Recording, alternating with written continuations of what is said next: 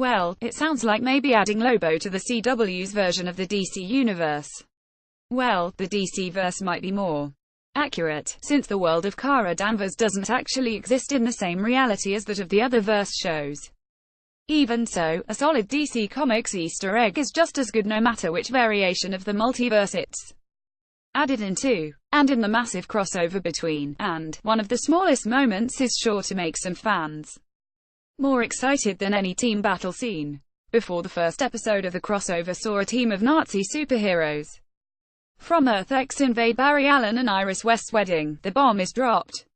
Apparently while the DC anti-hero Lobo has spent years struggling to be adapted to live action, he's popped onto the radar of the DEO his at least. But considering Lobo's origin story makes him the last of that very group, who else could Wynn be referring to? The scene is actually the introduction of Kara Danvers to the crossover plotline, welcoming viewers back to National City, as Supergirl is already destroying a parked car in a fistfight with an unidentified alien.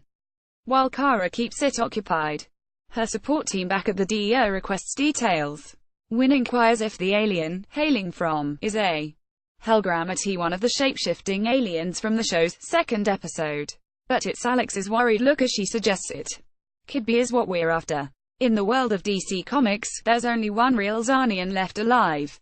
Whether this is a playful hint for the die-hard DC fans to enjoy, especially paired with Alex's visible concern over Kara's chances, or a hint of a legitimate arrival of Lobo in the future is unknown. What we know is that Supergirl would really be out of her element, since the one superhuman abilities Zarnians are famous for makes them nearly impossible to beat. Leave a single drop of their blood unaddressed, and the entire alien will regenerate from it. Thanky, the enemy is simply a Dominator left over from last season's crossover, easy to punch into submission when on its own. As seasoned fans may recall, this isn't the first time that Lobo has been hinted at on the series, either. Back in the episode Truth, Justice and the American Way, in the first season, a mysterious armored figure was hunting down escaped Fort Ross prisoners. Before the heroes learned he was a guard from the prison pretending to be a detective, the sudden emergence of an intergalactic bounty hunter seemed the most likely answer. It was also Alex Danvers who wondered if that mystery man could be which Hank dismissed. Paired with this line 2 seasons later, it seems that whatever happened between Lobo and Alex, she's permanently on guard for another visit from the Zarnian. Fans can now weigh the benefits or risks of introducing a figure as powerful and beloved as Lobo, a character created as a caricature of the Punisher Wolverine anti-hero of the 1990s.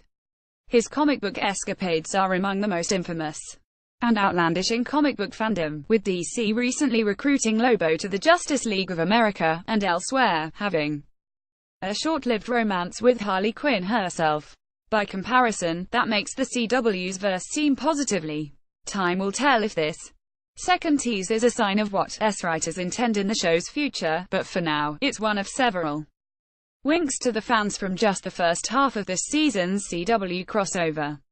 The episode's already brought one fallen character back to life, sort of stunned the more conservative fans with Alex Danvers' first superhero one-night stand, and even a bit of Marvel humor with a Spider-Man reference. Who knows what we can hope for from the final half. The CW sure knows how to spoil you pastiche fans. Next, how the Nazis conquered the Arrowverse's Earth X. Crossover continues on and at 8 p.m. on Tuesday, November 28th.